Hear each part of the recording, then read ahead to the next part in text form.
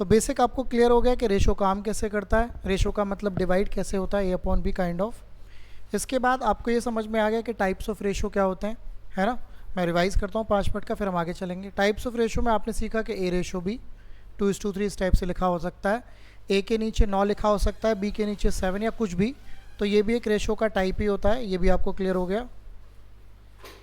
इसके बाद अगर इस टाइप से लिखा हुआ है तो रेशो नहीं होता है, इसको इस तरीके से डिवाइड करके बनाना होता है ना।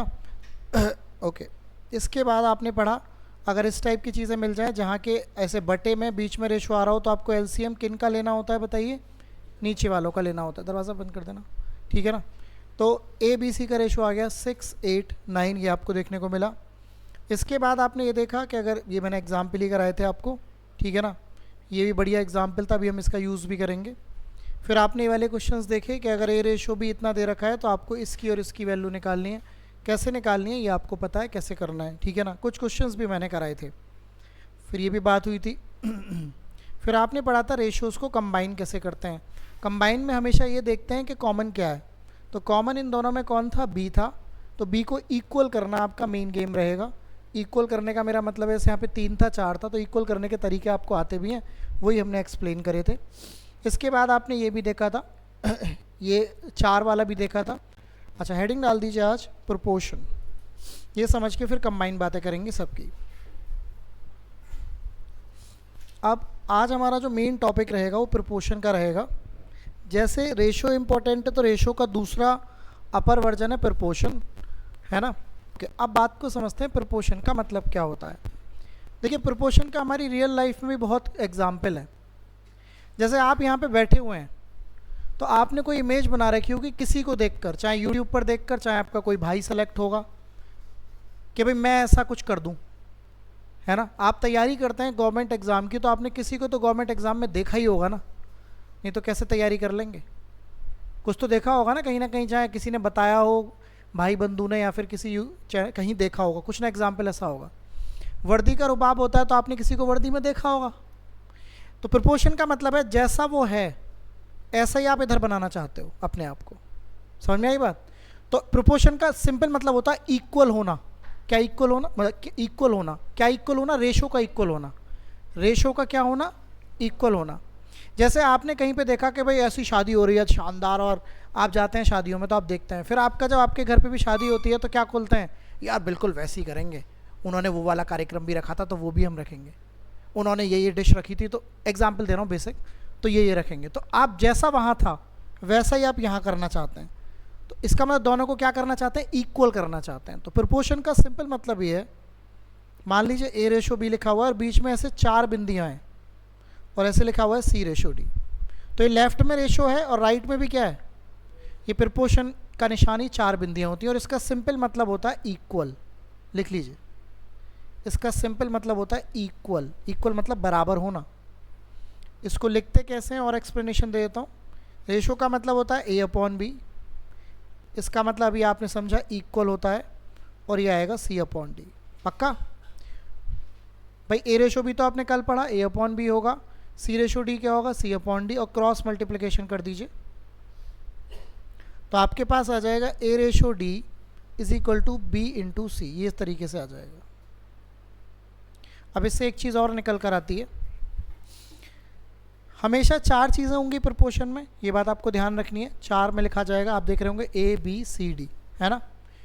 प्रोपोर्शन का मतलब आप जान के इक्वल होता है। अगर ये निशान आ रहा है तो इसको हम क्या लिख सकते हैं, इक्वल लिख सकते हैं। 2 बातें पता लगी। तीसरी बात क्या है, तीसरी बात यह है कि आप नोटिस करेंगे A बाहर बैठा हुआ है और D भी कहाँ बैठा हुआ है, बाहर। मैं इसको ऐसे बोलता हूँ, बाहर बाहर कौन कौन बैठे हुए हैं, A और D, इनकी मल्टीप्लिकेशन, बाहर बाहर बैठे वालों की मल्टीप्लिकेशन किसके बराबर होती है, अंदर अंदर के बैठे वालों के साथ। तो अगर आपको ऐसे कुछ देगा तो आप सिंपल A और D की गुणा किसके बराबर कर सकते हैं, B और C। मैं इसको ऐसे बोलता हूँ, बाहर बाहर की गुणा हमेशा किसके बराबर होती है, अंदर अंदर की गुणा के। तो ऐसे आपको क्लैरिटी मिल जाएगी। आइए ज़रा बात को समझते हैं। अब एग्जाम्पल के तौर पर अगर मैं आपके सामने कुछ ऐसा लिख देता हूँ कि 12/5, प्रोपोर्शन 3 और रेशो x, फाइंड x, मान लीजिए ऐसे लिख देता हूँ, तो आप सभी जानते हैं कि बाहर बाहर की गुणा किसके बराबर होनी चाहिए। तो बाहर बाहर क्या है 12 गुणा x और अंदर अंदर क्या है 5 गुणा 3। मुझे लगता है 3 से 12 4 बार कट जाएगा, तो ये आ जाएगा 4x बराबर 5। तो x की वैल्यू कितनी आ गई 5/4। तो x की वैल्यू आपकी 5/4 आपको देखने को मिल जाएगी। समझ आया कंसर्न? तो आइए जरा आप मुद्दे की बात को समझते हैं। ये तो बेसिक हुआ कि प्रोपोर्शन होता क्या है, लेकिन अब इसके कुछ गुणधर्म हैं जिनके ऊपर क्वेश्चन डायरेक्टली पूछे जाते हैं। करें स्टार्ट। आपने राइट डाउन कर लिया, समझ लिया राइट डाउन से पहले। लिखने से पहले समझना सीखिए, फिर लिखने की बात है, क्योंकि कंपटीशन में लिखने के नंबर हैं ही नहीं। कंपटीशन में लिखने के नंबर नहीं है, कंपटीशन में सीखने के नंबर हैं। ठीक है ना? ओके, अब बात को समझते हैं। तो लिखिए सबसे पहली बात, ऐसे लिखिएगा फोर्थ प्रोपोर्शन। अभी हिंदी में भी लिखूंगा, फोर्थ प्रोपोर्शन। हिंदी में लिखिएगा चतुर्थ समानुपात। चतुर्थ समानुपात की बात करेंगे। तो लिखिए क्वेश्चन, इसका एग्जाम्पल ही काम करता है। आपसे ऐसे पूछेगा 12, 15 तथा 18 का चतुर्थ समानुपात बताइए। चतुर्थ समानुपात, या इंग्लिश में लिख सकते हैं फोर्थ प्रोपोर्शन। इंग्लिश में लिखना चाहते हैं लिख सकते हैं फाइंड फोर्थ प्रोपोर्शन ऑफ 12, 15, 18। एक और बात, इनका रिदम नहीं तोड़ना है। अगर ये 12, 15, 18 है तो ये 12, 15, 18 ही रहेगा। ऐसे मत लिख देना 15, 12, 18। समझ में आ रहा है मैं क्या कह रहा हूँ?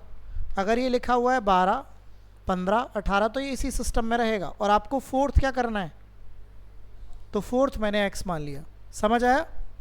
अब आपको इनको प्रोपोर्शन में लिखना है, तो लिखने का तरीका क्या होगा? 12/15 प्रोपोर्शन 18/x। समझ आई बात? अब तो आप जानते हैं क्या करना है, बताइए जल्दी से। तो करिए काम को जल्दी से। तो बाहर बाहर की गुणा अंदर अंदर की गुणा, तो 12 गुणा x किसके इक्वल आना चाहिए बताइए? 15 गुणा 18। तो 3 से 4 बार, 3 से 5 बार, 2 से 2 बार, 2 से 9 बार। मुझे लगता है 2x का मान 45 आ गया, तो x का मान 22.5 आ जाना चाहिए। कट जाएगा ना, मतलब पॉइंट में। तो ये बताइए फोर्थ प्रोपोर्शन क्या है इनका? 22.5। कॉमन क्वेश्चन है, वैल्यू बदलेगी पेपर में, फ्री के नंबर हैं, आता रहता है ना? ये आपका एक सीन रहेगा। कोई दिक्कत इसमें? चल सकते हैं आगे। तो जब भी फोर्थ प्रोपोर्शन देगा तो आपको 3 वैल्यू देगा। क्या देगा? 3। चौथी आपको निकालनी होगी। इनका सिस्टम मत बदलिएगा। अगर ये 12, 15, 18 है तो ये 12, 15, 18 ही रहेगा। आइए जरा चलूँ आगे। लिखिए दूसरी बात, third proportion. Third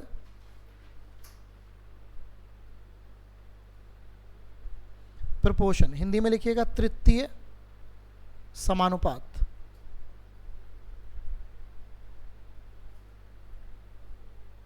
third proportion example लिखिएगा,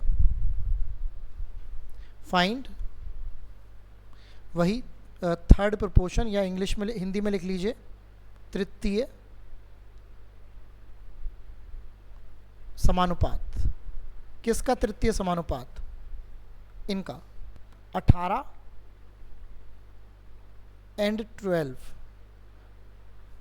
ऐसे बोलेगा।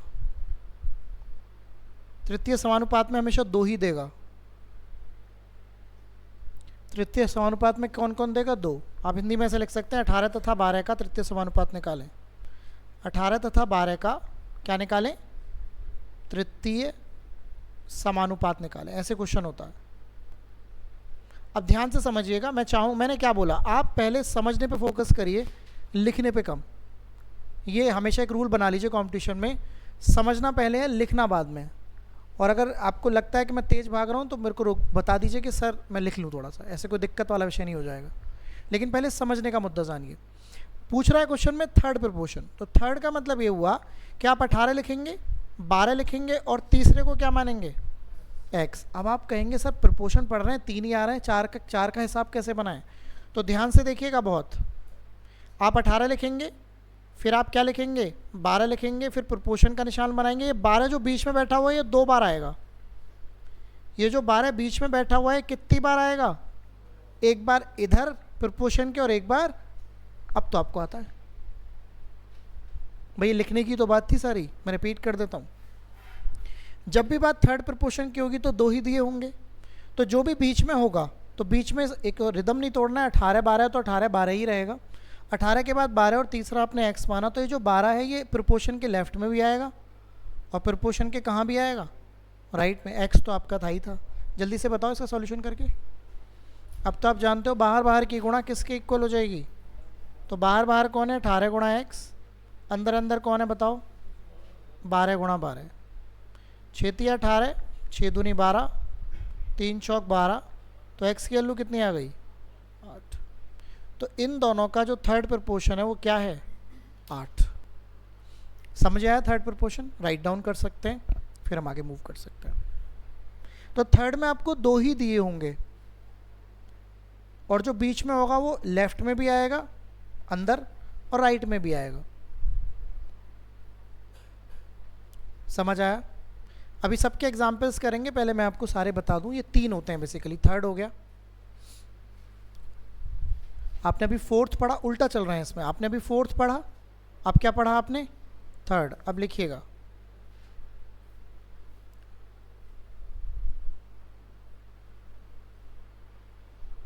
हाँ अब लिखिएगा मीन प्रोपोर्शन, या मीन ही लिख लीजिएगा, माध्य, हिंदी में लिखिएगा माध्य। ओके, तो नोट डाउन करिए एक छोटी सी बात, mean of A and B, A तथा बी का माध्य, ए तथा बी का माध्य। Very common question, CPOSI UPSI basic से क्वेश्चन है आपके, आप क्या रहते हैं SSC GD CHSL ये सब पेपर्स में। आपको अगर ए और बी का माध्य निकालना है तो सिंपल होता है, ए और बी का माध्य होता है under root A B. A और बी का माध्य क्या होता है, under root A B. Example समझिए, जैसे मैं आपसे कहूं कि भाई 25 तथा 36 का माध्य बताएं। मान लीजिए मैं आपसे ये कहता हूं, तो आप अंडर रूट क्या कर देंगे, 25 गुणा 36, 25 का 5 होता है रूट, 36 का 6, तो क्या आंसर आएगा। तो इन 25 36 का जो माध्य है वो क्या है, 30। क्या बात समझ आई? तो मीन जब भी निकालना होगा, माध्य जब भी निकालना होगा, तो उन दोनों की गुणाओं को क्या चढ़ाना होगा, अंडर रूट। अंडर रूट से परेशान मत होइएगा, अंडर रूट का सिंपल मतलब है कि 25, जैसे अगर मैं रूट 25 की बात करता हूँ, रूट 25 और 36 की, तो 25 किसका स्क्वायर होता है, 5 का। 36 किसका स्क्वायर होता है, 6 का। तो ये स्क्वायर्स बाहर निकालेंगे तो केवल 5 आ जाएगा, स्क्वायर बाहर निकालेंगे तो केवल कितना आ जाएगा, 6। तो that's the point of view. वैसे इसका चैप्टर भी आएगा shirts and indices, but for the time being आप ये समझ लीजिए, रूट से बाहर निकलेगा तो अंदर स्क्वायर होना ज़रूरी है, तभी बाहर वो निकल सकता है। क्या ये बात समझ आई? ओके, तो चलिए बात को आगे बढ़ाते हैं, करें स्टार्ट। कोई दिक्कत इसमें? तो अब स्टार्ट ही कर देते हैं, सारे क्वेश्चन सब टाइप के क्वेश्चन करते हैं। अब इसके आएंगे तो इसके भी देख लेंगे, ठीक है। तो चलिए पहला क्वेश्चन ट्राई करते हैं। सबसे पहला क्वेश्चन आपके सामने ही है। अभी जनरल क्वेश्चन चलेंगे रेशो के, जो आपको समझना है। 3 संख्याएं 3 4 5 के अनुपात में हैं, तो 3 संख्याएं किसके अनुपात में चल रही हैं अभी बताइए, 3 4 5, ए बी और सी, 3 4 और 5 की रेशो में चल रही हैं। पढ़ते हैं आगे। सबसे बड़ी और सबसे छोटी संख्या का योग दूसरी और 52 के योग के बराबर है। इसमें ध्यान रखना, सबसे बड़ी तो है 5, सबसे छोटी है 3 और दूसरी कौन है, लेकिन ये 52 असली मान है, ये असली मान नहीं है, ये तो माना हुआ मान है 3 4 5, ये कोई असली वैल्यू थोड़ी ना है संख्या।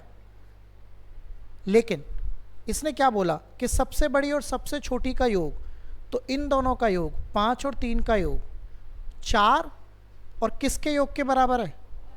लेकिन 52 असली मान है, तो आपको यहाँ पे x मानना पड़ेगा। क्या मानना पड़ेगा? x, क्योंकि आप रेशो को किसी नॉर्मल वैल्यू में नहीं जोड़ सकते डायरेक्टली, ठीक है ना, क्योंकि ये रियल नहीं है ना।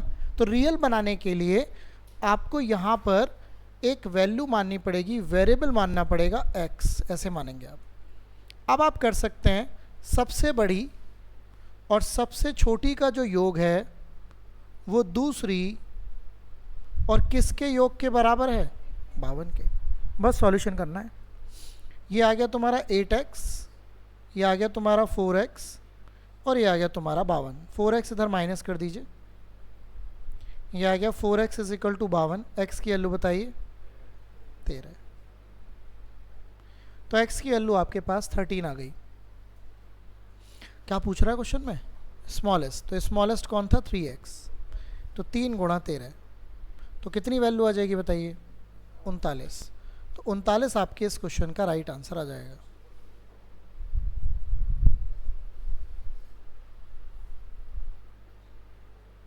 कर पाएंगे? कोई दिक्कत तो नहीं?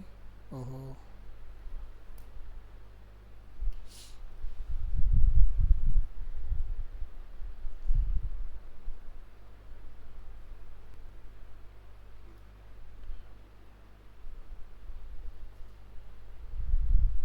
हाँ जी हो जाएगा।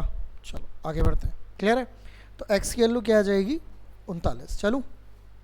तो क्या समझे आप इस क्वेश्चन में? मैंने क्या बोला, समझना ज़्यादा ज़रूरी है।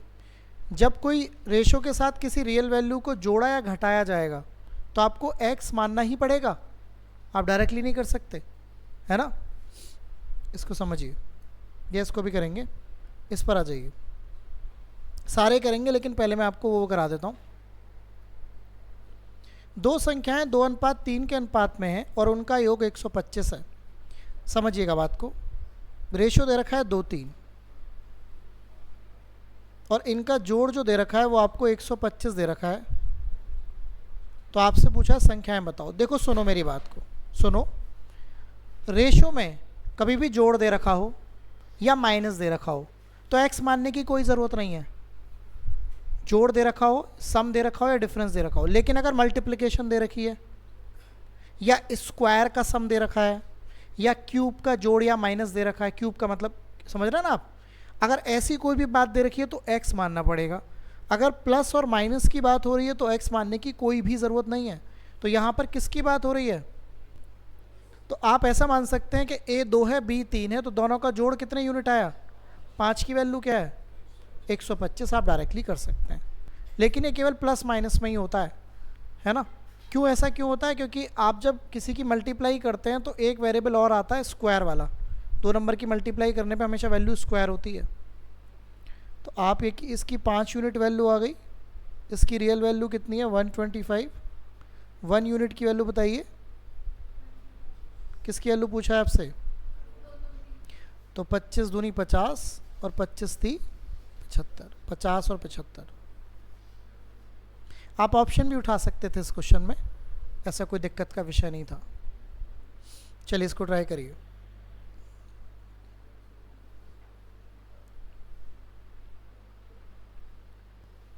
तो इसने बोला a और b का रेशो 4:5 है। a और b का रेशो कितना है? 4:5। और उनके वर्गों का अंतर दे रखा है। देखो क्या वर्ड यूज़ हुआ, वर्ग या स्क्वायर्स। मैंने क्या बोला, जब स्क्वायर्स की बात हो, क्यूब्स की बात हो, तो आप यहाँ पे x मानना मत भूलिए। अब मुझे बताइए 4x का स्क्वायर क्या होता है? 16x square. और ये बताइए 5x का स्क्वायर क्या होता है भैया? 25x square. इन दोनों का डिफरेंस, क्या डिफरेंस आएगा? 9x square. और इज इक्वल टू किसके है? तो 9 से आप इसे डिवाइड कर सकते हैं 9 टाइम्स। अब मुझे बताइए ये x स्क्वायर है, 9 किसका स्क्वायर है? स्क्वायर से स्क्वायर ख़त्म, तो x की वैल्यू क्या आ गई? 3। वैल्यू किसकी पूछ रहे हैं आपसे? तो आप इस 4x में गुणा कर देंगे। तो a का मान है 12। निकल तो b का भी जाएगा, लेकिन जिसका पूछा है उसी की बात कर लेते हैं। तो आपका राइट आंसर आ गया 12। कर सकते हैं। तो क्या करना है, स्क्वायर करना है तो x मानना रहेगा, क्यूब करना है तो x मानना रहेगा, मल्टीप्लिकेशन करना है तो x मानना रहेगा। वैसे तो ये अभी कुछ चैप्टर से चैप्टर मूव करेगा, आपको ये सब बातें दिमाग में बैठ जाएंगी, है ना। देखो मैं बताता हूँ क्या होता है। आज के ज़माने में आप जानते हैं हर एक बच्चा अच्छा कर रहा है तो मेरिट ऊपर जाती है ना। अगर आप कॉन्सेप्चुअली नहीं सीखते हैं तो आप एक स्कोर पे जाके अटक जाएंगे। समझ रहे हैं बात। एक स्कोर का मतलब कि 100 में से वही आते रहेंगे 60 65 60 65, लेकिन जब तक किसी चीज़ के डीप को नहीं समझोगे तब तक 85 और 90 नहीं पहुंचोगे। और आप जानते हो अगर 85 80 तो पहुंचना ही पड़ेगा किसी भी हालत में, है ना। आपने नोटिस किया होगा किसी भी सब्जेक्ट में, नॉट ओनली मैं मैथ्स की पढ़ाई नहीं करूँगा, मैथ्स की नहीं, आप रीजनिंग में भी अगर आप एक बेसिक पढ़ लेते हो तो क्या होता है कि आप एक स्कोर पर अटक जाते हो कि जी 50 में से हमारे 40 ही नंबर आ रहे हैं, कभी हम 48 पहुँच ही नहीं पा रहे। वही 2-3 टॉपिक हैं जो आप छोड़ देते हो। हिंदी की बात करते हैं, हिंदी में क्या होता है कि सर 20 क्वेश्चन आते या 40 क्वेश्चन आते हैं कि सर मैं उसी 30 पर अटक जाता हूँ, मेरे 8 नहीं होते, क्योंकि 8 ही के लिए तो आपको टॉपर लेवल पढ़ना था, वही आपने छोड़ दिया। तो क्या होता है, आपको जब तक बेसिक्स नहीं पता है तो किसी चीज़ के आपको हमेशा हिंड्रेंस होगी। स्पीड में भी हिंड्रेंस का मतलब रुकावट आएगी, स्पीड में भी रुकावट आएगी, समझने में भी रुकावट आएगी। आप हमेशा पेपर से पहले घबराते रहेंगे कि मुझे तो आता नहीं है। जब आपको चीज़ें आती हैं तो यू विल बी कॉन्फिडेंट, और कॉन्फिडेंस आपका बोलता है, आदमी का कॉन्फिडेंस, है ना। काम तो सब कर रहे हैं लेकिन कोई बेहतर कर रहा है, कोई तो उसके बेसिक्स क्लियर हैं। That's a point of view. बात समझ आई, इसको समझिए। 3 संख्याएं 5 7 12 के अनुपात में हैं, तो 5 7 और 12 का अनुपात चल रहा है। आगे बढ़ते हैं। यदि पहली और तीसरी संख्या का योग देखो दूसरी संख्या से कितना अधिक है, तो इन्होंने फिर से 50 से क्या दे दी, रियल वैल्यू। तो अब बात को समझिए, लेकिन इसमें एक और वर्ड यूज हुआ है, कौन सा, अच्छा पहली और तीसरी। तो पहली ये है, तीसरी एक्स मान लीजिए, पहली और तीसरी का योग, यही तो कह रहा है क्वेश्चन, का योग दूसरी संख्या से कितना अधिक है। तो दूसरी संख्या क्या है, कौन अधिक है दूसरी संख्या से। तो अधिक, मैथ्स में अधिक और ज़्यादा का मतलब क्या होता है, मतलब माइनस करना। तो इस वैल्यू में से इस वैल्यू का माइनस आपको कितना दे रखा है, 50। मैं रिपीट कर देता हूँ, इस लाइन को पढ़िएगा। पहली और तीसरी संख्या का योग, तो पहली और तीसरी का योग ये आएगा। दूसरी संख्या से तुलना किससे हो रही है, कितना ज़्यादा, कितना अधिक है। मैथ्स में जब भी वर्ड यूज़ होगा, किसी के पास अधिक पैसा है, किसी के पास कम पैसा है, तो हम अंतर की बात कर रहे हैं। ये रियल लाइफ में भी तो होता है। मैंने बोला कि इस बच्चे से 2 मार्क, इसके 2 मार्क ज़्यादा हैं, 2 अंक ज़्यादा हैं इसके, तो आपको ना उसके मार्क्स पता लगे ना इसके मार्क्स पता लगे, बस क्या पता लगा, है ना, इसके पास 100 रुपये ज़्यादा हैं इससे, तो इसका मतलब ना आपको ये पता लगा इसके पास कितने पैसे हैं ना इसके पास कितने पैसे हैं, लेकिन आपको ये ज़रूर पता लग गया इनके पैसों का अंतर क्या है। तो मैथमेटिक्स में अंतर का मतलब क्या होता है, माइनस, राइट। तो बस काम हो गया। 12 और 5 कितने हो गए, 17, 17 में से 7 गए, और बराबर किसके रखेंगे आप बताइए। तो 17x minus 7x is equal to 50। तो 10x की वैल्यू 50 आ गई, तो x की वैल्यू क्या आ गई बताइए, 5। क्या पूछ रहा है, तीनों नंबरों का जोड़। आपके हिसाब से इन्हीं वैल्यूज़ में तीनों नंबरों का जोड़ बताइए, 7 और 5, 12 और 12, 24x, और x का मान आप क्या रख सकते हैं, 5। तो मुझे लगता है 120 आंसर आ जाना चाहिए। आपको अलग अलग नंबर निकालने की ज़रूरत नहीं है इस सम के लिए, आप सभी को जोड़कर यूनिट्स में कन्वर्ट कर सकते हैं और उसकी वैल्यू को कैलकुलेट कर सकते हैं। बताइए कोई दिक्कत हो तो। हाँ भाई, समझ में आई बात, आइए आगे बढ़ते हैं। समझ में आनी चाहिए, टेस्ट भी होगा, टेस्ट ही जीवन है, जो दे रहे होंगे उन्हें पता है, तभी पता लगता है कि इस स्कोर पे हम रुक जा रहे हैं, कैसे बढ़ाना है कि नहीं। ऐसे अपने घर में बैठ के तो सारे नेता हैं, लेकिन असली टेस्टिंग तो बाहर निकल के होती है। जब सिचुएशन फंसती है। क्यों, समझ रहे हो बात को? समझते हैं, आइए।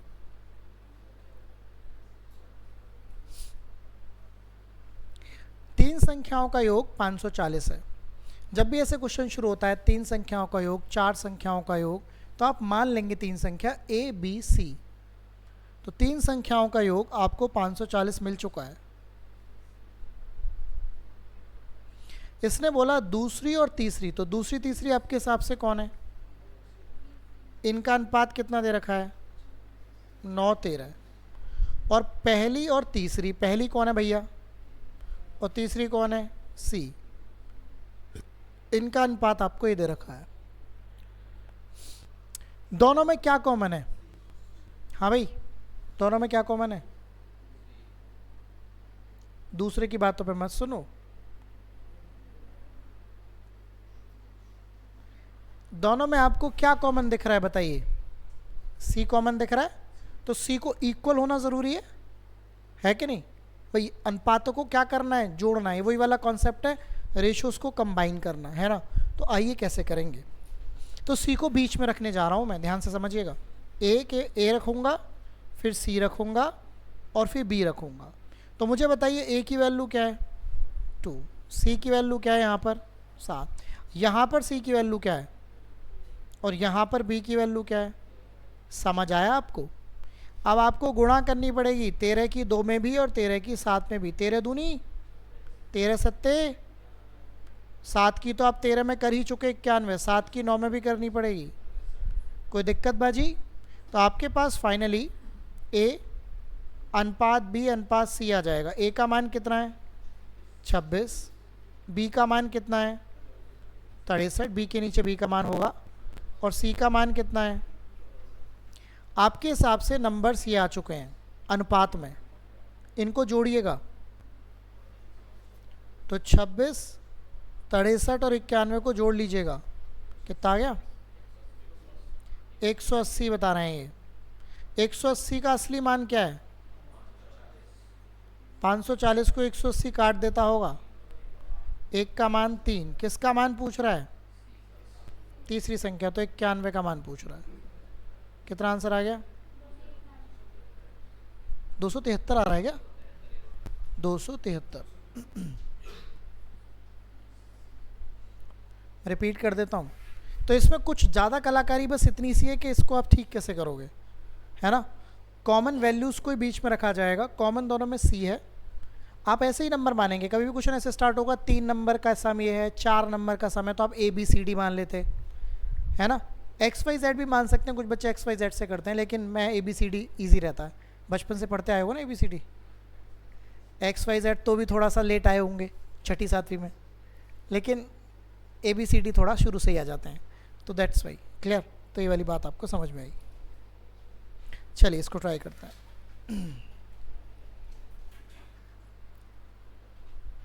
पढ़िए। यदि दो संख्याओं के योग का वर्ग, सबसे पहले लैंग्वेज को समझना होता है। दो संख्याओं के योग का क्या? उनके गुणनफल का कितना है? तो आपको नहीं पता संख्याएं क्या हैं, तो मैंने एक्स और वाई मान ली। तो दो संख्याओं के योग का वर्ग, इस बात को आप ऐसे लिखने वाले हैं, दो संख्याओं के योग का वर्ग, है ना।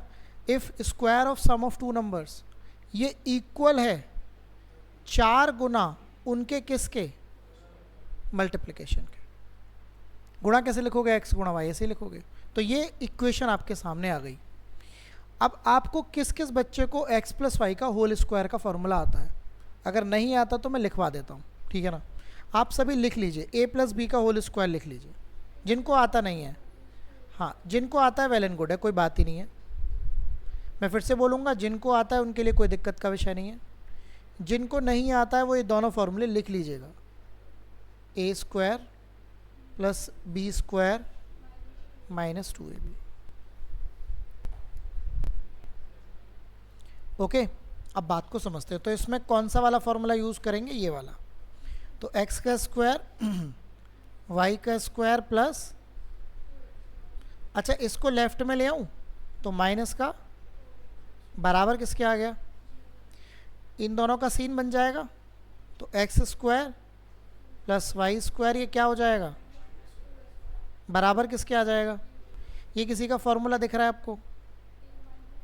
हाँ, तो ये फॉर्मूला है आपका x माइनस वाई का बराबर, जब बराबर ज़ीरो है तो स्क्वायर का कोई मतलब ही नहीं रह गया। तो x माइनस वाई किसके आ गया?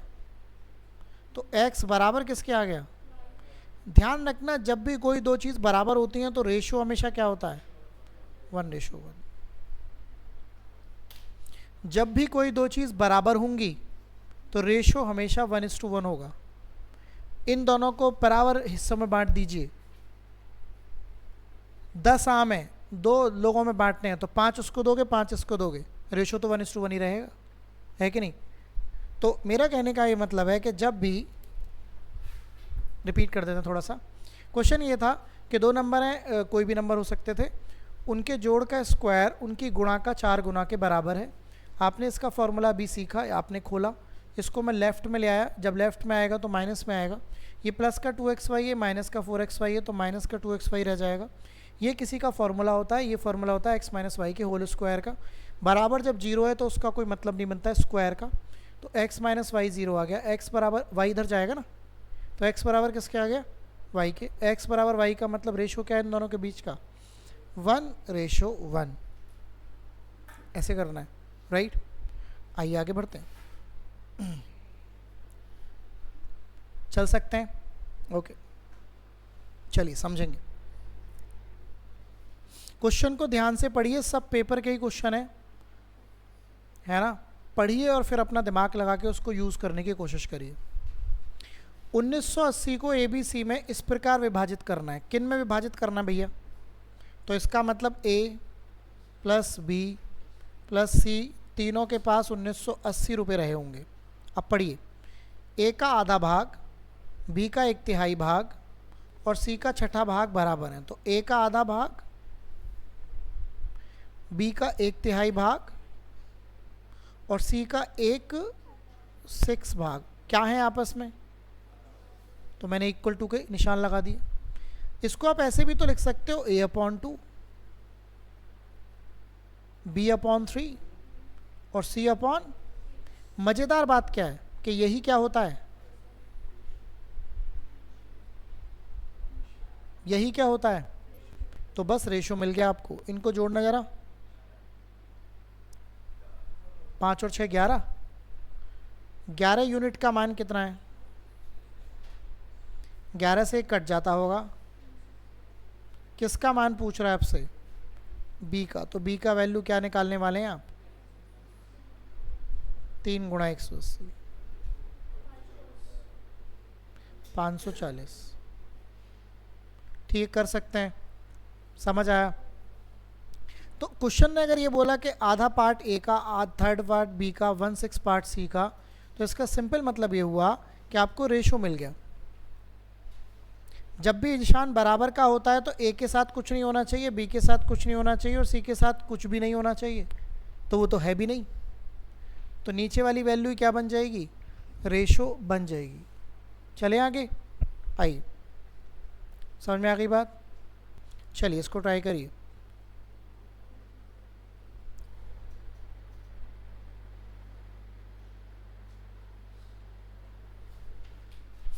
दो संख्याएं हैं 5:3 के अनुपात में, प्रत्येक में 9 घटा दिया जाए तो नया अनुपात इतना हो जाता है। तो संख्याएं ज्ञात करो, है ना? SSC GD 2024।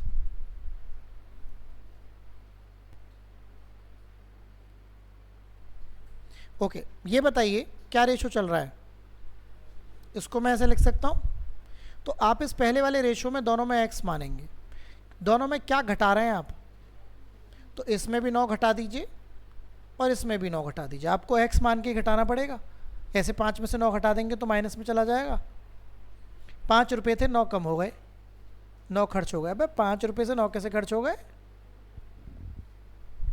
तो आप कोई 5 तो वो आपकी वेरिएबल था नहीं, आप ये लैंग्वेज नहीं बोल सकते ना। 5 रुपये लेके गया था घर से, 9 खर्च हो गए, ये बोल सकते हो किसी से मांग लिए वो है। अच्छा, क्या रेशो बन गया बताइए? 9/5।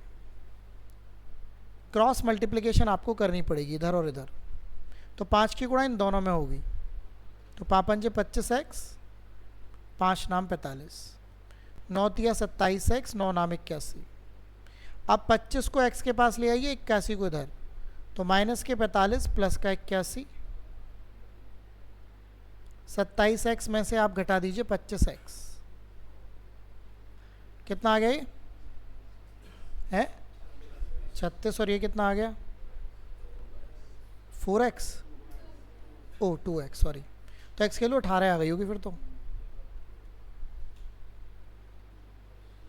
x की वैल्यू आपके पास 18 आ चुकी है, आ गई। अब सुन लीजिए, आपको क्या निकालने नंबर, तो अगर आप इसमें गुणा कर देंगे x की, मतलब रख देंगे, तो ये पहला नंबर आ जाएगा, और अगर आप इसमें रख देंगे तो ये दूसरा नंबर आ जाएगा।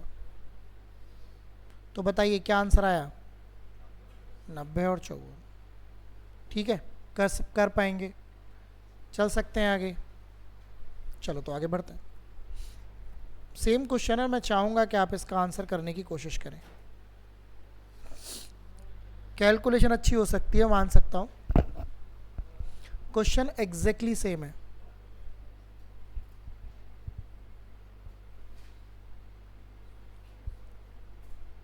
कम करना घटाना एक ही बात होती है। तो पहला आप रेशो लेंगे 7x/5x,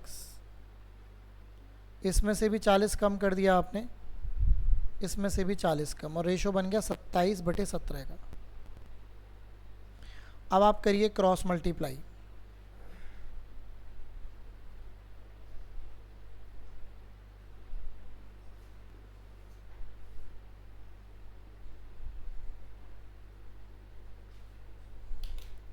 ऐसे करके।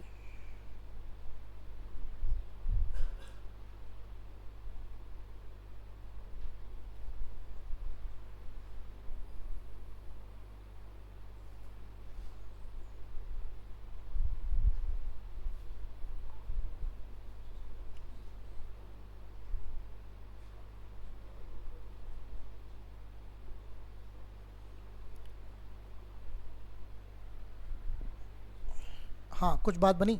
अच्छा सुनिएगा, करनी तो पड़ेगी। 17 सत्ते कितने होते हैं, 119x। 17 × 40 कितने होंगे, 27 × 5 कितने हो जाएंगे, और 27 × 40 1080, 1080। Okay okay, very good. अब आप क्या करिए, 135 के पास तो 119 को ले आइए, इसको इधर ले आइए, तो ये तो प्लस में आएगा 1080 माइनस, और ये कितना आ गया इनका डिफरेंस है 16x। इनका अंतर अगर आप निकालेंगे तो 400 आ जाएगा, तो 16 से कट जाना चाहिए फिर तो, 4 से 100 बार, सॉरी हाँ 4 से 4 बार, x 4 से कितनी बार कट जाएगा 25, तो x का मान कितना आ गया 25। क्या पूछ रहा है, दोनों संख्याओं का जोड़। सुन लीजिए गौर से, दोनों संख्याओं का जोड़, तो इनका जोड़ पूछ रहा है 7 और 5, तो आपको एक्चुअली 12x का मान निकालना है, और x का मान 25 है। 300 आ रहा है क्या, तो इन दोनों का जो जोड़ आएगा वो कितना आएगा 300, राइट। कैलकुलेशन है वो तो करनी ही पड़ेगी, देखो अगर पेपर में आएगी तो। सारा खेल ये है कि किस तरीके से मैनेज करना है, कैलकुलेशन करने से ही आती है। हो जाएगा तो हो ही जाएगा। अच्छा आपने कुछ लोग ऐसे देखे होंगे कि गांव में भी होते हैं, आपके जानने वाले भी होंगे, हो जाएगा काम भाई साहब, हो गया। वो कभी काम नहीं करेंगे, वो कभी आपका काम नहीं करेंगे, या करेंगे भी तो आपको 4 महीने लग जाएंगे।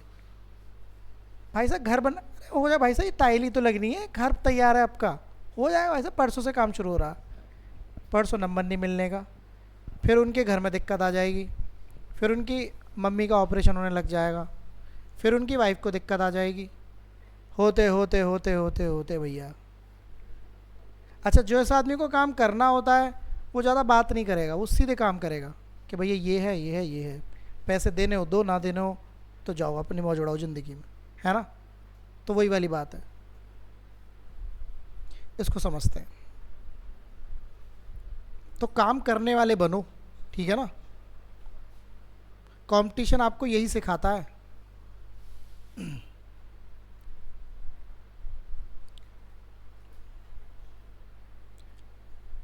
लोग जो बोलते हैं ना कंपटीशन टफ होना गलत है, कंपटीशन टफ होना सही है। अब आपको वक्त पता है कि आपको जॉब कैसे मिलती है, नहीं तो तुम पुराने देखो, कोई यहाँ करप्शन में पकड़ा जा रहा है, कोई यहाँ पेट फुलाए पड़ा है।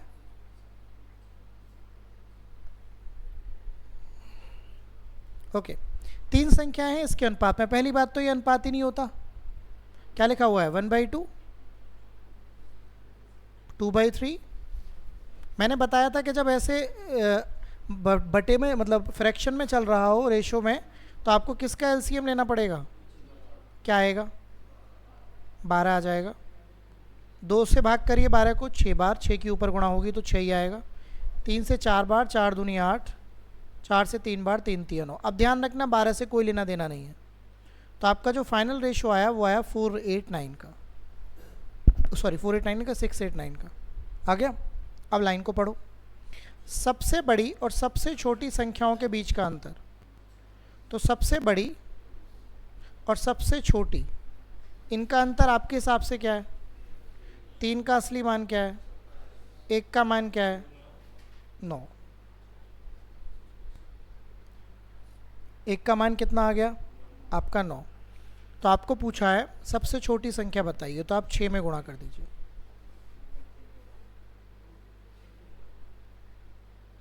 ठीक है, तो आंसर आ गया। कोई दिक्कत? तो इसमें जो इम्पोर्टेंट पार्ट था वो ये था और कुछ भी नहीं। ओके, चलें आगे, आइए इसको पढ़ते हैं।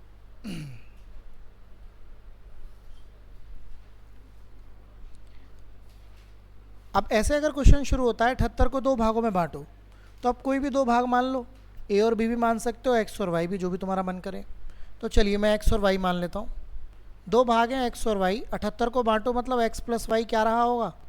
78 कि पहले भाग का 4 गुना, पहले भाग का 4 गुना, दूसरे भाग का 5 गुना के बीच का अनुपात क्या दे रखा है? तो पहले भाग का 4 गुना और दूसरे भाग का कितने गुना? 5 गुना। इनका अनुपात दे रखा है 14/15।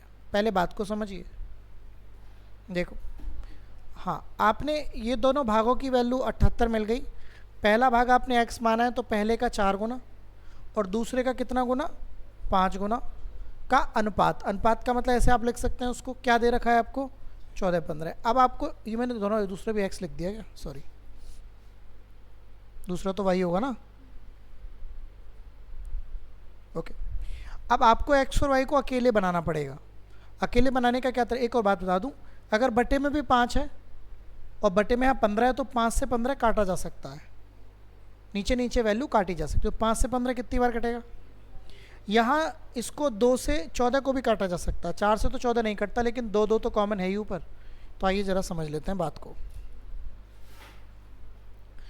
5 से आप इसे कर दीजिए 5 बार, 2 से आप कर दीजिए 2 बार, 2 से कर दीजिए 7 बार। अच्छा, अब ये जो 2 बैठा हुआ है नीचे भी तो जा सकता है, ये नीचे जाएगा। अब तो ऊपर तो 7 ही आ गया और नीचे क्या आ गया? अब ये हुई ना बात तुम्हारी कुछ।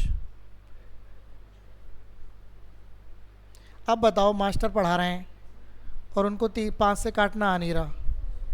अरे तो लिखने तो दो मुझे। तुम मुझे रोबोट टाइप का नहीं समझ पा रहे हो? मैंने इतनी सारी चीज़ें लगा रखी हैं। मैं भी तुम्हारी तरफ फ्री बैठा होता मस्ती से, समझ में आ जाए ठीक है, चल रहा है जीवन में।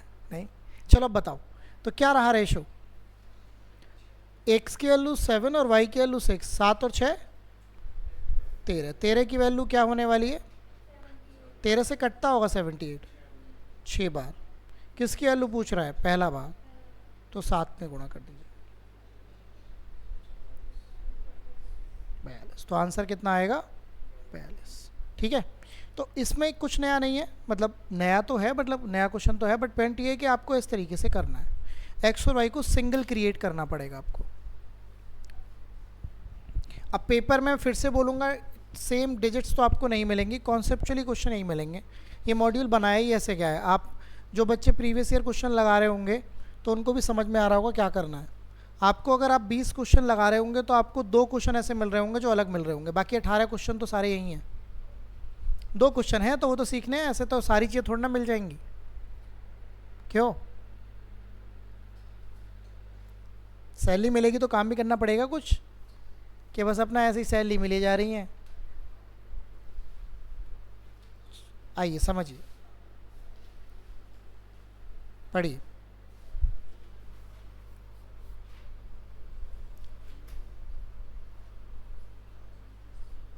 दो संख्याओं का अनुपात इतना है, पहली संख्या में 8 और दूसरी में 7 जोड़ दिया जाता है। ऐसा भी हो सकता है अलग अलग वैल्यू जोड़ दी जाए या घटा दी जाए। तो क्या अनुपात है बताइए? 3-5 का। तो आप 3x और 5x मान सकते हैं। पहली में आप 8 जोड़ रहे हैं तो पहली में आप 8 जोड़ दीजिए, और दूसरी में आप 7 जोड़ रहे हैं तो दूसरी में आप 7 जोड़ दीजिए, और ये रेशो 2:3 हो जाता है। तो पहले आप x का मान निकालिए और संख्याएं निकालिए, बात की बात बाद में होगी। क्रॉस मल्टीप्लाई कर लीजिए।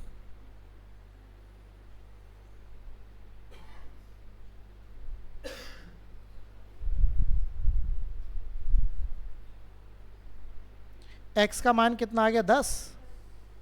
तो पहला नंबर आ गया 30 और दूसरा नंबर आ गया 50। कोई दिक्कत? तो अगर पहला नंबर 30 आ गया है और दूसरा नंबर आप कह रहे हैं 50 आ गया है, क्वेश्चन कह रहा है यदि प्रत्येक में क्या जोड़ दिया जाए तो अनुपात क्या हो जाएगा। तो 6 इसमें भी जोड़ दो, 6 इसमें भी, ये क्या हो जाएगा? 36, और ये क्या हो जाएगा? 4 से कट कर दो। तो फाइनल आंसर आपका क्या बन जाएगा? 9:14। कर पाएंगे या नहीं? कोई दिक्कत तो नहीं? ओके, ठीक है, ठीक है, इसको समझ लेते हैं। बढ़िया क्वेश्चन है ये। सभी का राइट डाउन तो हो गया था ना वो? इसको समझो। यदि किसी कारखाने में श्रमिकों की संख्या में 15-11 के अनुपात में कमी कर दी गई और उनके वेतनों में 22 से 25 के अनुपात में वृद्धि होती है ना, तो श्रमिकों के कुल वेतन में किस अनुपात में कमी की जानी चाहिए? ये कहानी है। ये पहले तो आपको समझ में नहीं आया होगा क्या कह रहा है। कारखाना समझ में आ गया होगा, श्रमिक समझ में आ गए होंगे, और वेतन भी समझ में आ गया होगा, बट ये कह रहा है ये बात समझ में नहीं आ पा रही है? कुछ कुछ तो समझ में आया, वृद्धि। अब समझिए, देखो कारखाने में आप जानते हैं श्रमिक काम करते हैं, उनकी संख्या का मतलब जितने श्रमिक काम करते हैं। मान लो पहले 15 काम करते थे, अब उन्होंने 4 लोगों को हटा दिया, तो अब कितने लोग काम कर रहे हैं? इस लाइन का ये मतलब है। किसी कारखाने में श्रमिकों की संख्या में 15:11 के अनुपात में क्या करी गई है? मतलब पहले 15 लोग काम, मान लो यहाँ पे कोई कंपनी है, कोई भी छोटी मोटी, 15 लोग काम कर रहे थे, मुझे नहीं लगता 15 लोगों की मुझे ज़रूरत, तो मैंने 4 लोगों को क्या बोला, भैया तुम जाओ, मैं इन 11 से ही काम करा लूँगा। समझ में आ रहा है? तो मैंने श्रमिक कम कर दिए, तो मेरा खर्चा कम हो जाना चाहिए अगर मैं इस कंपनी को चला रहा हूँ तो। क्या होता है जो आप न्यूज़ आती हैं, इस प्राइवेट कंपनी ने इतने लोग निकाल दिए, एआई खा जाएगी तुम्हारी जॉब। सुना है लैंग्वेज? एआई जॉब खा जाएगी। तुम भी आजकल गूगल पे, हमारी जॉब भी खा जाएगी एआई, फिर सिलेक्शन किसी का होगा नहीं, फिर खेत में आदमी वो एआई से ही वो चलवाएगा नहीं। तो मेरा कहने का मतलब है ये पॉइंट ऑफ व्यू है। आईटी फील्ड में काफ़ी कॉमनली बात है कि लोगों को निकाल दिया गया है ना। अच्छा, अब जब निकाल दिया तो मैं चाह रहा हूँ कि ये जो बंदे यहाँ पे बचे हुए हैं 11, इनकी थोड़ी सैलरी बढ़ा दी जाए। भाई मेरी जेब में ज़्यादा पैसा आ रहा है क्योंकि मैं ज़्यादा कम दे रहा हूँ। तो मैंने क्या करा, उनके वेतन में क्या कर दिया, तो पहले अगर वेतन 22 मिलता था तो अब मैंने उनका वेतन 25 के हिसाब से बढ़ा दिया। तो ये तो थे श्रमिक, मतलब क्या बोलना चाहिए इनको, वर्कर्स, और ये क्या थी उनकी सैलरी। अब ये पहली बात है, पहली कंडीशन है, और ये कौन सी कंडीशन है? दूसरी। पहली कंडीशन ध्यान से देखिएगा, इसका मतलब क्या है? इसका मतलब 15 श्रमिक में से हर एक श्रमिक को कितने रुपए मिलते थे? तो पहले किसी कंपनी का खर्चा इतना था। समझ में आ रहा है कुछ? अगर किसी कंपनी में 15 श्रमिक हैं और हर एक श्रमिक को 22 रुपये दिए जाते हैं, तो पहले कंपनी का खर्चा कितना था? 15 गुणा 22, इतने रुपए सैलरी में देती होगी कंपनी। अब कितने श्रमिक हैं और अब कितना पैसे दे रहा है, तो यहाँ का भी निकाल लेते हैं, है कि नहीं? तो यहाँ का आ गया 11 गुणा 25। इस रेशो को बना लेते हैं। 11 से कट हो रहा है देखो 22 दो बार, 5 से 3 बार, 5 से 5 बार, तो ये 6 आ गया और ये कितना आ गया। इसका मतलब खर्चा तो कम हो गया, पहले 6 रुपये खर्च होते थे, अब कितने हो रहे हैं 5। यही क्वेश्चन पूछ रहा है किस रेशो में कमी आई। तो किस रेशो में कमी आई, 6 से 5। मतलब अगर मान लो मेरी जेब से पहले 6 रुपये जाते थे तो मैंने उन लोगों की सैलरी भी बढ़ा दी है जो यहाँ रह गए हैं, तब भी मेरी जेब से कम पैसा जा रहा है, तब भी मेरी जेब से कम पैसा जा रहा है और वो भी खुश हैं। क्या दिक्कत है, और भगाओ। ये कह रहे होंगे और इन दो चारों को और निकालो। पता है आपको, आपको नहीं पता। वैसे तो सरकारी में हर जगह जो चलती है राजनीति, नहीं तो उसमें प्राइवेट में तो इतनी राजनीति चलती है, तो आपको घाक बनना पड़ता है। तो ये जो घाक का मतलब जानते हैं, देखो आज के समय में आपको सीधा रहना तो ज़रूरी है। वैसे तो सीधा कोई नहीं है, होना भी नहीं चाहिए। सीधे तो आपके साथ उनकी बात ही नहीं बन पाएगी, है ना। एक होता है फेयर और एक होता है सीधा होना। फेयर का मतलब होता है कि जो मेरे साथ जैसा है मैं वैसा रहूँगा। फेयर का मतलब होता है भाई, तो अगर तुम मेरे साथ सही हो तो मैं तुम्हारे साथ सही हूँ, तुम कलाकारी दिखाओगे तो मैं भी कलाकारी दिखाऊंगा। ऐसा ही होना चाहिए, ऐसा ही होना चाहिए। अपने ज्ञान चक्षु सारे कलाकार होने चाहिए। आप जब ऑफिस में भी जाएंगे, क्योंकि मेरी तो बात होती है बहुत सारों से, तो ऑफिस में भी आपकी सरकारी नौकरी में बस ये अच्छी बात है कि आपको कोई गिरा नहीं सकता। भाई आपकी नौकरी लग गई है ना, फिर आपको कोई ऐसा नहीं है कि आपकी नौकरी छूट जाएगी कल को। प्राइवेट में बड़ी दिक्कत है।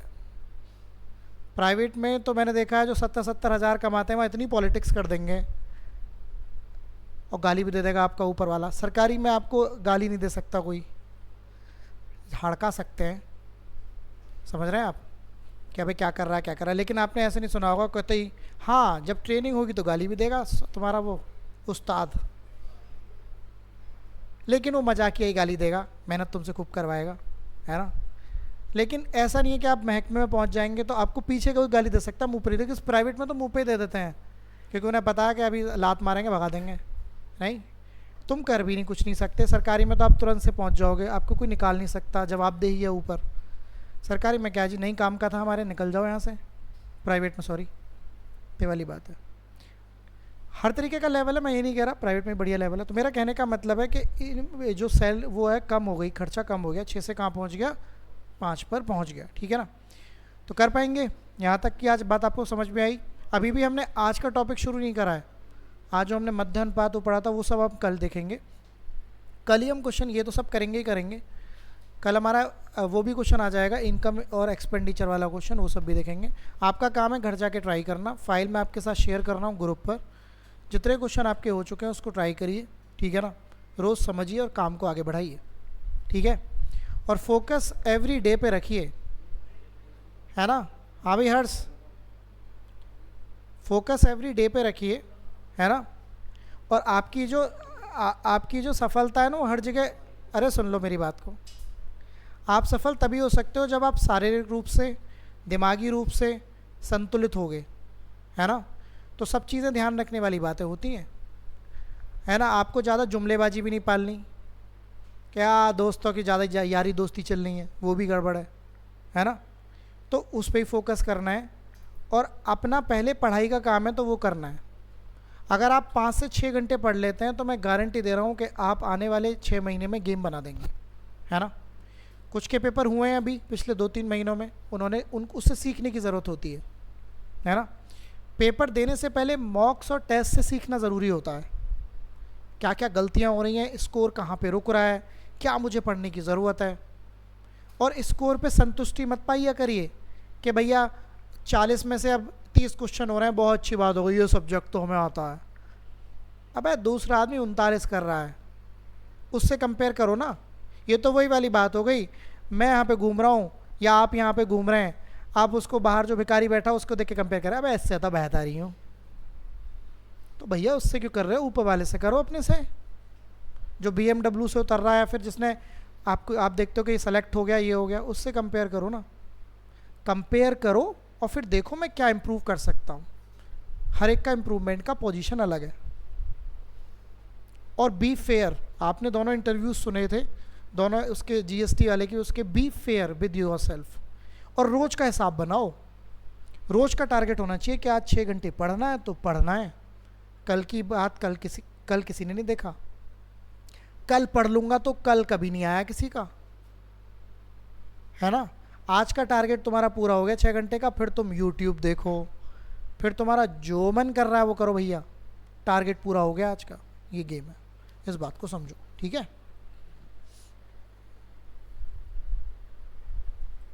क्योंकि चैंपियन तभी